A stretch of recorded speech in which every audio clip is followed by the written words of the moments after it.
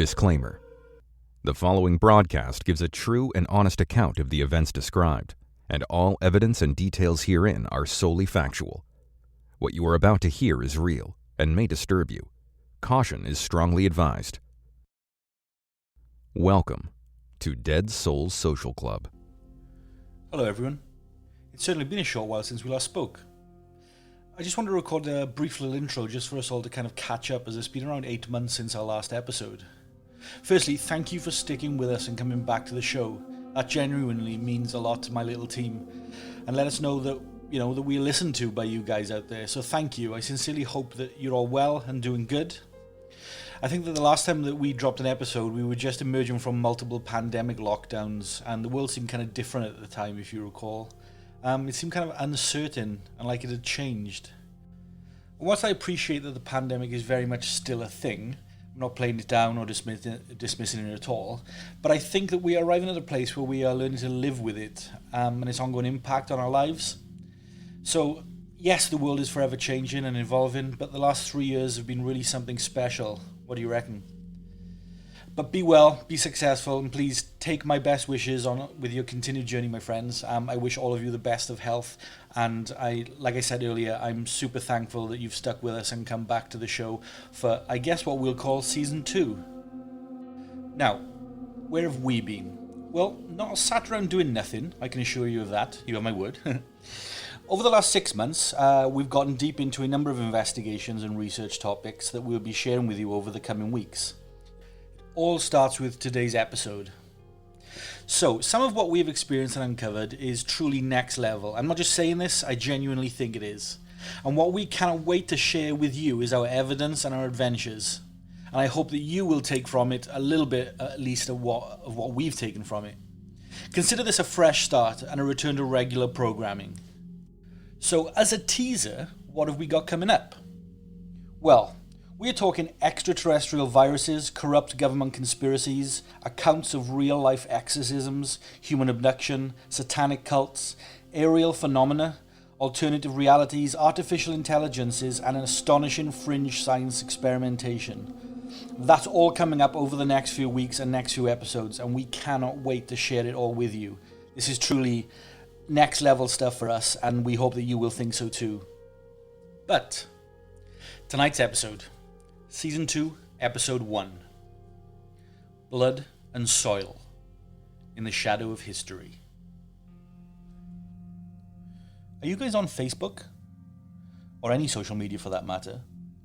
It all seems to have the same flavour at the moment, doesn't it? Over the last 7 or 8 years, I'd say, for those who are on social media, you've probably noticed a shift. A culture unlock or dramatic divide, maybe. You can thank Russia and China for that, by the way, although that's another episode entirely. But rest assured, the political guide in the West is the result of Russia and China's info war on the West. A war they are winning. But I digress, as always. Anyway, politics has become a game of extremes. Republicans and Democrats, conservatives and liberals. Values and views that are now at such extremes that civil war seems almost inevitable, and is probably the desired endgame for those that oppose the West. If you can't destroy them, influence them to destroy themselves. People say that history is destined to repeat itself, and that's never been truer than now, where politics and values have descended to extremes. But there is one extremity that is thrown around casually by both sides of the political spectrum, the historical beast and the ultimate evil: fascism.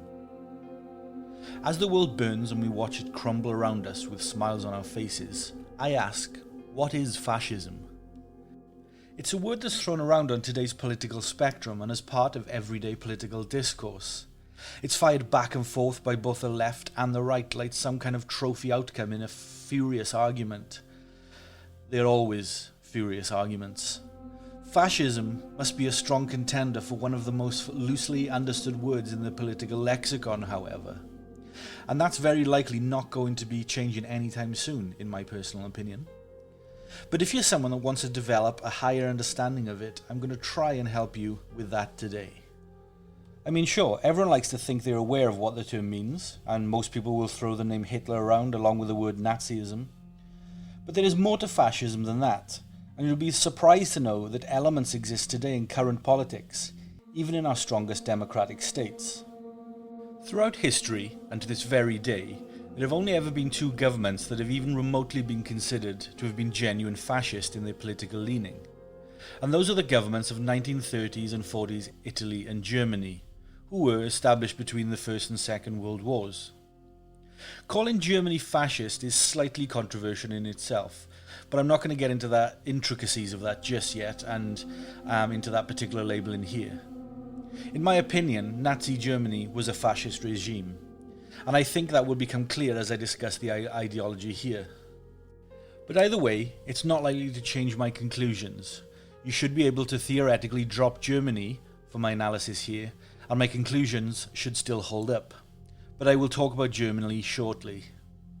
So I'm going to cover Italy first and then Germany second, but I will, to some extent, go back and forth between the two for the sake of comparison, and to the surprise of absolutely no one, this episode will get dark. I'm not going to discuss anything very graphic, but I'm also not going to intellectually shy away or sugarcoat the subject matter at hand either. And the subject matter will get dark, especially when we discuss Germany. So listener beware, I guess. It's a fair disclaimer to make at this juncture. But for those who wish to continue, let's get into it. We're going to go back to the time and place where fascism was invented, which was interwar Italy. After the 1922 March on Rome, Benito Mussolini came into power and became the face of fascism known around the world. Mussolini had a background in academia and considered himself something of a philosopher. His influences were, well, one at least, Gustave Le Bon, whose book The Crowd was of particular interest to Mussolini. You see, by the end of the 1800s, the entire nature of politics was quickly changing, and it was a global change, a natural evolution that came with industrialization, and Le Bon believed that civilization was at a turning point. In his book The Crowd, Le Bon wrote, "While all our ancient beliefs are tottering and disappearing, while the old pillars of society are giving way one by one, the power of the crowd is the only force that nothing menaces and of which the prestige is continually on the increase. The age we're about to enter will in truth be the era of crowds." What Le Bon is describing was in fact the beginning of mass politics. It was a time when politics were becoming less elitist and more populistic. Politics for the nobility, privileged and upper classes was now becoming obsolete. Steps forward in wider education, greater access to news by the establishment of the common press, and more structured and accessible communication methods gave power to every man. So to gain any kind of political power in this evolving context, a person would have to spend less time targeting the educated and elite, and more time trying to win the support of everyday people, who would then express their support in a crowd. So he argued that this was making politics more simplistic and more homogeneous. Le Bon believed that there was something like a psychological law of the mental unity of crowds, which is also the idea of when individuals unify within crowds, they, to some extent, lose their ability to think for themselves, and they instead think with the crowd. So then we have a crowd of like-minded people who in fact are in fair unison, who can then be directed and influenced. In this analysis, crowd psychology acted as a hypnotizer, and individuals in the crowd are hypnotized in fact. So if an individual becomes swept up in a crowd, then all feelings and thoughts are bent in the direction determined by the hypnotizer's intent. You see, Le Bon believed that to sway a crowd didn't require telling the crowd the truth. What it required was telling the crowd what they wanted to hear and appealing to the crowd's emotions. As Le Bon wrote, "The masses have never thirsted after truth. They turn aside from evidence that is not to their taste, preferring to deify error. If error seduce them, whoever can supply them with illusions is easily their master. Whoever attempts to destroy their illusions is always their victim." So to gain power in the era of mass politics, it was thought that you would have to simplify your political ideas and win over a crowd of like-minded people that would then express support for them. The best way to do that wouldn't be to be concerned with truth, but rather to emotionally charge your ideas so that they can get the crowd excited to tell them illusions that they want to hear. So this is already describing the core assumptions behind fascism. Mussolini believed that if the 19th century was the century of individualism, then the 20th century would be the century of collectivism. Mussolini also thought that anyone who wasn't thinking in terms of collectivism and mass politics was going to be left behind in the 20th century. So by that, he mostly meant liberals who thought individualistically and conservatives who thought aristocratically. Mussolini both described and thought of that as dead energy. The one person that he thought did get it right, at least in that regard, was Karl Marx, which I know is a name that most of you are probably surprised to hear in this episode, but there we go. By the beginning of the 20th century, both of the original founders of classical Marxism had died, and adaptations of Marxism began to flourish. One major path of adaptations went from Marx to Lenin to Stalin and Mao, which is the path that we refer to as Marxist-Leninism. And the other major path went in a very different direction, and that began with French political theorist and historian Georges Sorel. Sorel was a heterodox Marxist who thought that it was too narrow to interpret the world through the lens of class and economics, and he thought that we should also look at sociology. He thought that sociology would have an effect on the revolution, which he explained in his notable 1908 book Reflections on Violence. Sorel specifically thought that in order to create the ideological unity needed for the revolution, people would have to create mobilizing myths. Take note of that phrase, mobilizing myths, or lies to trigger action. These myths are, and I quote here, stories that are supposed to contain all the strongest inclinations of a people, stories that people are inspired by and cherish and hold above criticism. The myth that Sorel chose was the myth of the proletarian strikes. So Sorel tried to build up this mythology around the idea of strikes, to get people to rally around the idea and to start the revolution, the great societal change. Italian fascists liked Sorel's ideas, but they adapted them slightly to meet their own agenda. So to finish sketching out the path of adaptations, you have Marx, then Sorel, then Mussolini, and Hitler, which is the path that fascism took. Although, unlike the path of Marxism-Leninism, and by the time you get to Mussolini and Hitler, well, their ideas don't really resemble Marxism at all, even though they are both from the same womb.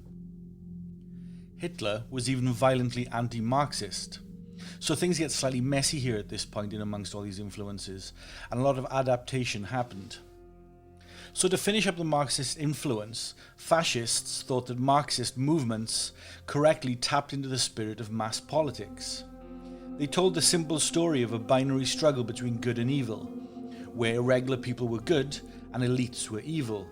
In particular, financial elites, and within that, good people were deserving, especially deserving of political power. Hitler even tipped his hat to Marxism in that regard, saying the following: "No movement has operated with such a thorough knowledge of the characteristics of the masses as the Marxist movement." This was a point he elaborated on in Mein Kampf, saying, "The strong, attractive power of the societal democracy, yes, of the whole Marxist movement rested in large part on the homogeny and hence one-sidedness of the public it addressed. The more seemingly limited indeed the narrower its ideas were, the more easily they were taken up and assimilated by a mass who has intellectual level corresponded to the material attended." So I guess in the context of Mein Kampf, it's kind of a backhanded compliment from Hitler, really. He was arguing that this is a necessary component for a successful populist movement. But fascists thought that Marxist movements were fatally flawed, and therefore likely to fail. To name a couple of reasons why: firstly, they were inherently divisive. They turned one specific part of the population against the other, the working class against the property owners, and they also tended to be very dogmatic. They tended to rigidly adhere to Marxist ideas, whether they worked in practice or not. So fascists thought that thinking that that would work was wishful thinking, and they thought that something new had to be thought up. And as Mussolini said in his autobiography, it was necessary to imagine a wholly new political conception, adequate to the living reality of the 20th century, overcoming at the same time the ideological worship of liberalism, the limited horizons of various spent and exhausted democracies, and finally, the violently utopian spirit of Bolshevism.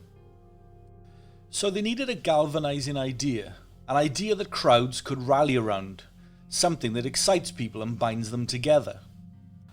Something that they thought wasn't doing that was internationalism, and, as Mussolini put it, I saw that internationalism was crumbling, the unit of loyalty was too large. So he thought that internationalism wasn't an idea that people could feel passionate about and rally around, and there he continues again in his autobiography. He states, "Facing this new situation, every political man, including myself, began to examine his conscience. The mere mention of this problem was sufficient to make it clear and evident the hidden travail of national consciousness. I was transformed in my thought, so national consciousness replaced class consciousness and became fascism's Karelian myth."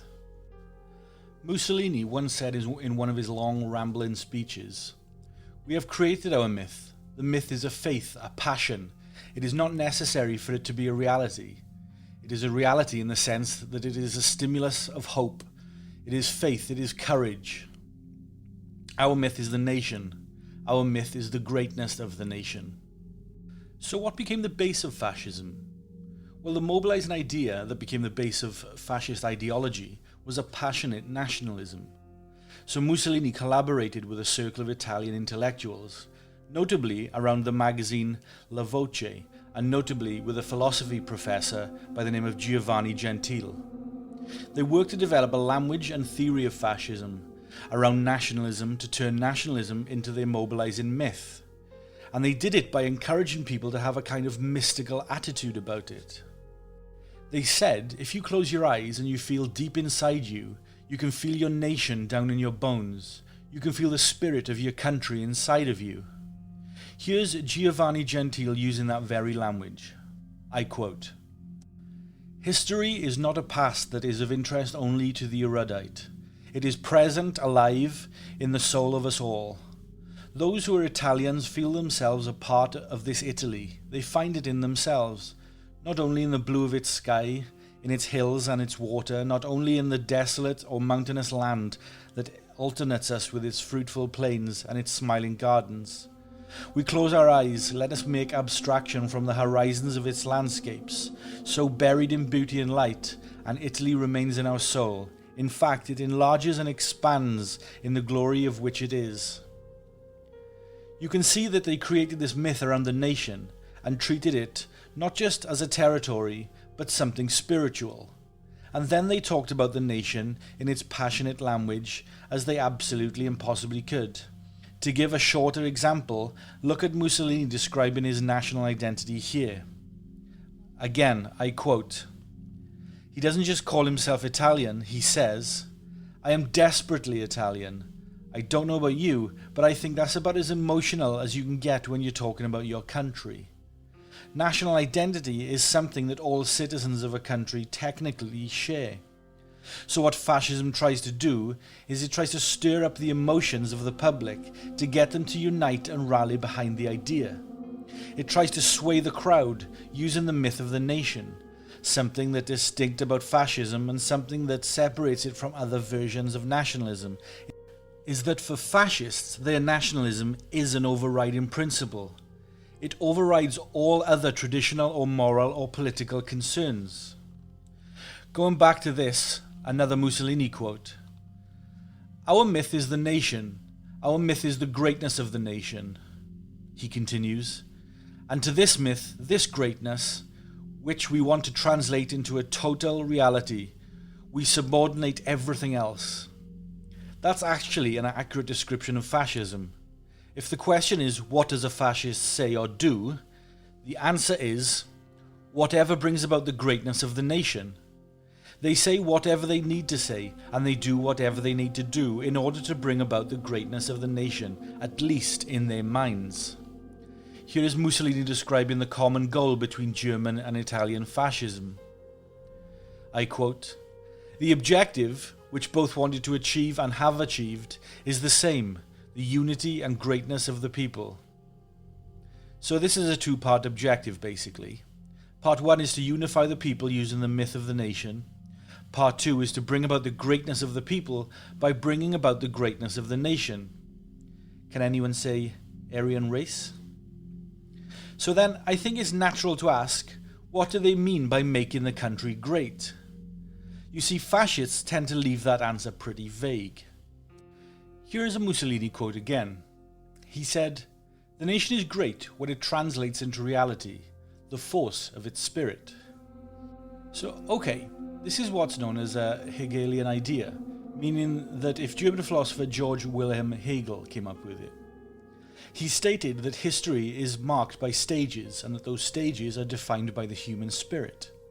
Hegel quote here, "Spirit is the director of the events of the world's history, so spirit directs the world's history and drives it forward." So Italian fascists aspired to use the force of the Italian people to make an impact on the history of the world. If they did that, they would be translated into reality the force of the Italian spirit, which was what's supposed to make history, which was supposed to make Italy great, and the Italian people great.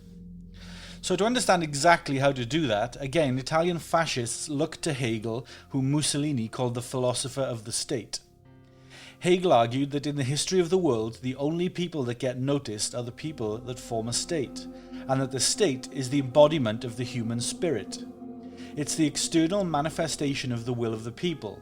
So therefore, changes in the stages of world history are attached to the concept of the state. I have simplified Hegel a little bit here for those familiar with his work who may have noticed. He tends to, should we say, go on a bit. But anyway, Hegel argued that you need a strong state in order to manifest the will of the people and embody the spirit of the nation, and to drive history forward. So, you might ask here, what makes a state so powerful? And here is Hegel's answer. A state is well constituted and internally powerful when the private interest of its citizens is the one with the common interest of the state. So if the citizens and the state have identical interests, that makes the state powerful, which Hegel calls a quote-unquote desired harmony. Hegel also said, the epoch, when a state attains its harmonious condition, marks the period of its bloom, its virtue, its vigour, and its prosperity. So according to this philosophy, the goal is to create a unity of interest between individuals and the state. So there's no conflict between individuals and the state. And if there is a conflict, then the state wins, as Hegel put it. This unified state, as an ultimate end, possesses the highest right in relation to individuals, whose highest duty is to be members of the state. So Italian fascists were directly inspired by that philosophy. They saw the state as a means to their end of making the nation great, and thought that individuals should be subordinated to the needs of the state. What those needs were determined by fascists, since it was a fascist state. Take this direct quote from the Italian Fascist Party. "The foundation of fascism is the conception of the state, its character, its duty, and its aim. Fascism conceives of the state as an absolute in comparison with which all individuals or groups are relative, only to be conceived of in their relation to the state." What we're seeing here is a justification for totalitarianism, having a powerful state with absolute right over the individual, a powerful state that subordinates the individual to it. So totalitarianism was a word that Italian fascists openly used. Look at how Mussolini talked about the rise of Nazi Germany in relation to Italy. He said, "Here is another great country in the process of creating a unitary, authoritarian, totalitarian state, i.e. a fascist one." Okay, so fascists wanted to unite the people using the myth of the nation, and then once the fascist movement came into power, they wanted to create a unitary, totalitarian state, a state with absolute power over its citizens with no political opposition. And then, from there, they wanted to assert the spirit of their people on the world stage, and therefore make history. Sounds quite daunting, doesn't it? Both Italy and Germany thought that process would become a new, glorious civilization, which Italy referred to as the Third Rome and Germany referred to as the Third Reich. That being said, Italian fascism is often referred to as hollow. Italy had the language of fascism, but the execution wasn't really there. One Italian historian put it thusly: "Fascist Italy was something of a police state, but of an idiosyncratic kind, one where tyranny was tangled with compromise. For all its proclaimed totalitarianism, fascist Italy was soon shown to be unable to fully mobilize its civilians or its ordinary soldiers, numbers of whom were unconvinced that their identities sprang from Italian nationality. The Italian people just didn't buy into fascism very heavily, and Mussolini was something of an impotent dictator. But we still have some loose ends here, namely, what exactly the fascists do once they get into power. What exactly are their policies? In a nutshell, the answer is, whatever they thought would bring about the greatness of the nation. One thing Italian fascists were consistent about in both theory and in practice was their attitude about violence and war, which again took inspiration from George Sorel. They saw violence as a legitimate political expression, and extensively used violence on their way into power, which is something they shared with German fascists. They also glorified war.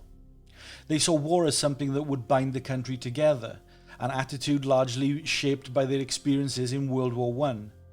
They were also expansionists. They saw the expansion of the nation as an expansion of vitality and strength, which led them to go around conquering weaker countries, notably Ethiopia and Libya, much to the detriment of the people living there. In terms of economic policy, Italy took a hybrid approach. Mussolini theorized about something that he called a corporate state, which was supposed to create a synthesis between liberalism and socialism.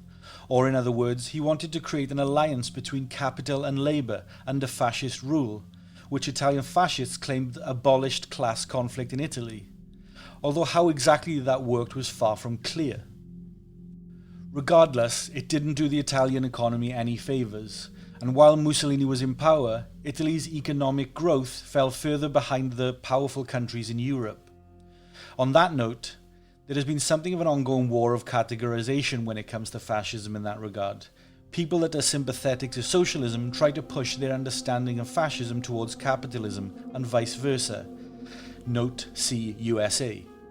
People that are sympathetic to capitalism try to push fascism towards socialism. I think neither side ends up being very convincing because both sides are only partially looking at the subject. It's true that fascists campaigned on socialist language and within socialist policies, but it's also true that fascism came out of a capitalist economy. But the idea that fascism can only come out of capitalism, I think, comes from a partisan mindset. Moreover, once fascists came into office, they pursued hybrid economic policies. They weren't cleanly capitalistic, and they weren't cleanly socialistic. They had elements of both. So for example, they might nationalize certain industries and implement a certain amount of welfare, but then they cozy up to big business and allow them a high degree of autonomy. So I think this aspect of fascism is sort of a conceptual cul-de-sac. I don't think it's an illuminating way to be able to categorize fascism. If anything, I think they were categorized by pragmatism. So they weren't dogmatic. Once they came into office, they pursued the policies that they thought they needed to pursue to make the economy work. I think in particular this was true for Germany. So on that note, I think it's time to turn our attention away from Italy and towards Nazi Germany. This is part 2, Hitler's Germany. The major contribution of Nazi Germany to the subject of fascism is that they showed the world what fascism looks like when it quote-unquote worked. Unlike Mussolini, Hitler was largely able to bridge the gap between fascist rhetoric and reality. He was able to make fascism come alive in Germany. In all reality, Hitler and his party were really good at it too. Before Hitler came into power, Germany was suffering from hyperinflation and was being economically and militarily constrained by the Treaty of Versailles. Hitler believed that the German people needed confidence and their ability to break out of these constraints and rise up again.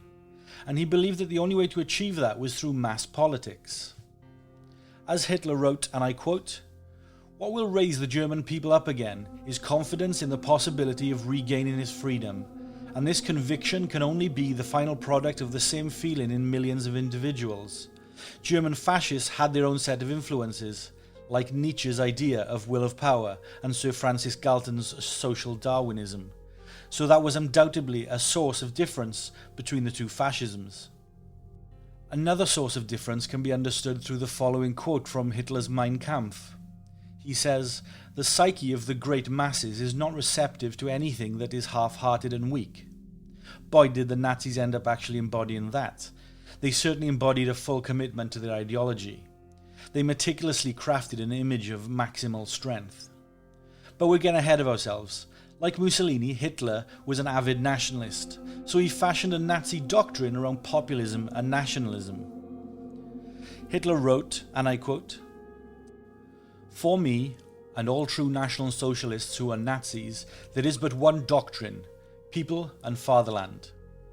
So Hitler explicitly set out to nationalize the masses, and this wasn't a weak nationalism, this was a strong nationalism with a fighting spirit.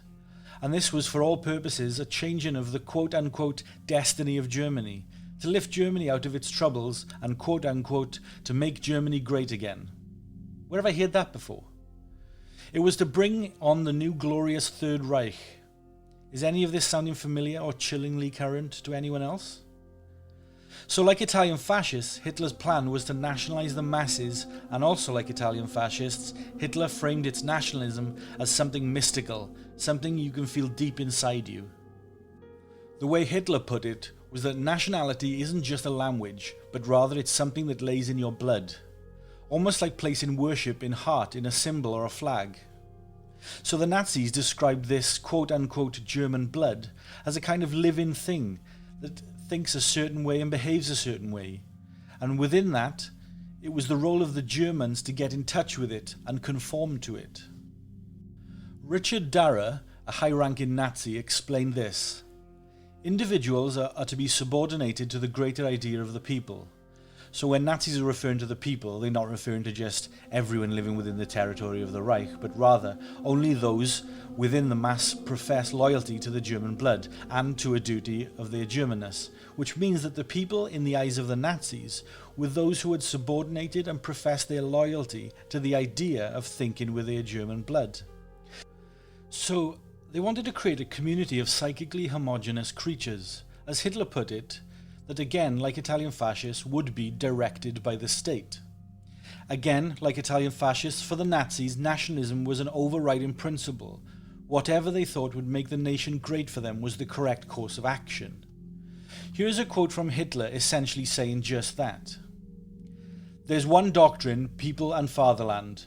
What we must fight for is to safeguard the existence and reproduction of our race and our people, the sustenance of our children, and to the purity of our blood, the freedom and independence of the fatherland, so that our people may mature for the fulfillment of the mission. Clotted it by the creator of the universe, every thought and every idea, every doctrine and all knowledge must serve this purpose, and everything must be examined from this point of view, and used or rejected according to its utility." Hitler does reveal his Catholicism here slightly. But in practice for Hitler, nationalism was his overriding principle. If his Catholic principles conflicted with his nationalist principles, the nationalist principles won and came out on top. This gave Hitler a complicated and often strained relationship with Catholics of his time. Also, like Italian fascists again, this led German fascists to glorify and advocate for violence, war, and expansionism. But in the German vocabulary, they argued that the German people were superior and therefore deserved more quote-unquote living space, or Lebensraum. So, that was largely their justification for trying to conquer Europe. They argued that the German people were superior and therefore deserved more living space. Now, the major quote-unquote modification that Nazis made to this theory was that they said not all of those living within the German borders shared the German blood, and of course, primarily, by that, they targeted Jewish people. Hitler stereotyped Jewish people as Marxist internationalists and believed that they were hurting Germany, which sent him violently in the opposite direction. This in turn led him to declare that Jews, despite living in Germany, do not share the German blood. Since they believed that whatever made the nation stronger was the correct course of action, it was soon arrived at that eugenics and genocide would make the nation stronger, and therefore it should be done, which in their language was quote-unquote purifying the German blood. This brought an incredible mean-spiritedness and hatred to Jewish ideology that went way beyond just targeting Jewish people. To illustrate that, I'm adding this passage from a memo issued by a high-ranking Nazi official by the name of Frank von Salomon. Salomon was the first supreme leader of the Sturmbeutelung, or the SA, the original and first paramilitary wing of the Nazi Party. The passage details ideas on how to make the stock of the nation stronger in his view. I'm going to add a trigger warning here, as what I'm about to read is likely to be disturbing to some of you. It reads, and I quote, "All Germans are unequal. That is the starting point. The first logical conclusion to be drawn from inequality is the inequality of value. Some Germans are more valuable than others. A logical consequence of this inequality must be the principle of unequal treatment. That is, unequal share of state power, property, culture. All these must be distributed to people on the basis of how valuable they are." He continues by giving criteria to determine value, saying thus, "No pity is to be shown to those who occupy the lower categories of the inferior groups, such as cripples, epileptics, the blind, the insane, deaf and dumb, children born in sanatoria, for alcoholics or in care, orphans, criminals, whores, the sexually disturbed, etc. Everything done for them not only means taking resources away from more deserving causes, but counteracts the breeding selection process. Nor should we mourn the dumb, the weak, the spineless, the apathetic, those with hereditary diseases, the pathological, because they go under innocently. This bottom category means destruction and death, weighed and found wanting. Trees which do not bear fruit should be cut down and thrown into the fire." This, I suppose, was a means of illustrating what can happen when your overriding principle is to do whatever makes the quote-unquote nation great. Of course, in reality, that mindset brought defeat, humiliation, and even catastrophe to Germany. Because, of course, in reality, there's more to morality, and there's more to life than the simple making the nation great equation that Germany got stuck in. Anyway, moving on. So in order to make their government work, the Nazis needed broad support among the German public. They didn't have it early on, but by the late 1930s, they eventually gained it. They largely won it by turning around the economy and by conquering and annexing countries like Austria and Czechoslovakia without going into war. But they also notably won it through heavy-handed use of propaganda. Hitler discusses propaganda at length in Mein Kampf. His basic philosophy is that propaganda exists in order to convert people to your cause, that are not already the true believers, as he puts it. And the way to do it is project simple, strong messages and to relentlessly repeat them over and over. So that's what he did. He bombarded the German public relentlessly with propaganda. And for us to get a sense of what that looked like, let's look at William Shirer's account. Shirer was an American journalist and war correspondent that lived in Nazi Germany until 1940. He wrote The Rise and Fall of the Third Reich and was somewhat of a Nazi Germany historical expert. He stated, "I myself was to experience how easily one is taken in by a lying, uncensored press and radio in a totalitarian state. It was surprising and sometimes consterning to find that, notwithstanding the opportunities, I had to learn the facts, and despite one's inherent distrust of what one learned from Nazi sources, a steady diet over the years of falsifications and distortions made a certain impression on one's mind and often misled it. No one who has not lived for years in a totalitarian land can possibly conceive how difficult it is to escape the dreaded consequences of regimes' calculated and incessant propaganda. Often in a German home or office, or sometimes in a casual conversation with a stranger in a restaurant or beer hall or a cafe, I would meet with the most outlandish assertions from seemingly educated and intelligent persons. It was obvious that they were parroting some piece of nonsense that they'd heard on the radio or read in the newspapers. Sometimes one was tempted to say as much, but on such occasions one was met with such as share of incredulity, such a shock of silence as if it was blasphemy to the Almighty, that one realized how useless it was to even try to make contact with a mind which had become warped and for whom the facts of life had become what Hitler and Joseph Goebbels were with their cynical disregard for the truth, what they said they were. So unlike fascist Italy, much of the German public ended up buying into Nazi ideology, and many of them took it up quite ravenously, particularly young people, a demographic that Hitler specifically targeted. Propaganda is dressed up as real news, often with fabricated sources, simplified and reported until accepted by the masses. To give it an official flair from a trusted authority is even better. I think the best thing I can do here is to give you a snapshot of what that specifically looked like. This is a passage from another well-regarded history book on the subject of Nazi Germany. It's titled The Third Reich, A History of Nazi Germany, and the author is Thomas Childers. The passage here talks about student activity and book burning. On April 12, 1933, the Nazi German Students' Association Office for Press and Propaganda announced a nationwide action against the un-German spirit, which was the climax in a literary purge, a cleansing by fire. The students presented their action as a response to a worldwide Jewish smear campaign against Germany, and in affirmation of traditional German values. They published a blacklist of un-German authors that are listed.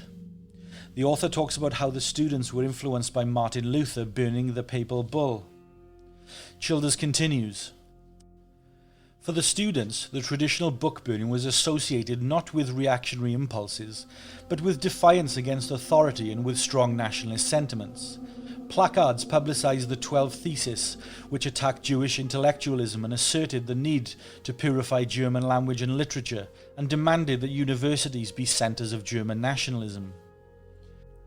Germany's most dangerous adversary is the Jew, the document read. If a Jew writes in German, he is lying. The German who writes in German but thinks in an un-German way is a traitor. We want to eliminate the lie. We want to brand the treason we demand from the German student, the will and ability to overcome Jewish intellectualism, and all the liberal manifestation sins of decay associated with it. Students and professors should be selected on the basis of their thinking in the German spirit. This, sadly, is the type of thinking that Hitler and the Nazi Party were able to spread to in Germany. So to recap, in Italy you had the creation of the theory, and in Germany you had the modification of the theory, and you had the theory work in practice. You had the theory coming alive, essentially. The last thing I want to cover is what would have happened if Nazi Germany hadn't been defeated. What was their vision for the world? Well, the best answer I could find came again from William Shirer, who based his answer on a captured trove of Nazi documents. This is what he found. It reads, no comprehensive blueprint for the New World Order was ever drawn up, but it is clear from the captured documents and from what took place that Hitler knew very well what he wanted it to be, a Nazi-ruled Europe, whose resources would be exploited for the profit of Germany, whose people would be made the slaves of the German master race, and whose undesirable elements, above all the Jews, but also many Slavs in the East, especially the intelligentsia among them, would be exterminated. The Jews and the Slavic people were the Untermenschen, or subhumans to Hitler. They had no right to live, except that some of them, among the Slavs, might be needed to toil in the fields and in the mines as slaves for their German masters. Not only were the great cities of the East, Moscow, Leningrad and Warsaw, to be permanently erased, but the culture of the Russians and Poles and other Slavs were to be stamped out and formal education denied to them. Their thriving industries were to be dismantled and shipped to Germany, and the people themselves confined to the pursuits of agriculture so that they can grow food for Germans and being allowed to keep for themselves just enough to subsist on. Europe itself, as the Nazi leaders put it, must be made Jew-free. It includes details from the concentration camps and medical experiments done by Nazi doctors. The result is the most harrowing 57 pages I think I've ever read. And I think I'm going to kind of leave it there about how much more information I put in this episode, because it's really quite sickening. But if you need any more reason to be glad that the Axis powers failed and lost the Second World War, William Shirer's chapter on Germany's New Order might be worth reading. I think, like I said, that's enough said about Hitler's Germany for now. I think we are finally at the question, though, what is fascism? Whilst this entire episode has been slowly answering that question, and giving you glimpses into what fascism looks like in practice, I think we're looking at something shorter, looking for something that resembles a solid, digestible definition, really. The most popular approach tries to define fascism by going into the details of fascist movements. So they might talk about a charismatic leader or a democracy being in trouble, or perhaps something about late-stage capitalism. At the risk of being blunt, I think that's the wrong approach, though. We don't define any other major isms that way. We don't define liberalism based on details of liberal movements, or socialism with details of socialist movements. So we should define fascism based on its core idea and values, and not the details of the movements themselves. For me, the gold standard is Karl Marx's definition of communism in the Communist Manifesto, where it says, "The theory of the communist may be summed up in the single sentence, abolition of private property." This then makes me ask, is there an idea or a set of words where if you heard them, you would recognize them as distinctly fascist? And I think the words blood and soil give me an adequate summation. If we accept that blood and soil is fascist and cannot be anything other than fascist, then we can test out the idea that fascism is the ideology of blood and soil.